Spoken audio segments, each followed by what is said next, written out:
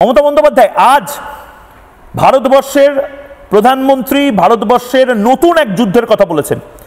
কাল সকাল থেকে আমাদের দেশের ৯৯% পণ্যের দাম কমছে, এক নতুন বিপ্লব আসতে চলেছে। কিন্তু নরেন্দ্র মোদী বলেছেন স্বদেশী যা কিছু, আমি এই কোটটা আমি জানি না এই কোটটা কোথায় তৈরি হয়েছে, এই কোটটা যেখানেই তৈরি হোক মেড ইন ইন্ডিয়া যেন হয়। এই জামাটা, এই ব্যাচটা, এই ঘড়িটা, সমস্ত কিছু যাই হোক না কেন ভারতীয়রা যেন ফায়দা তুলতে পারে।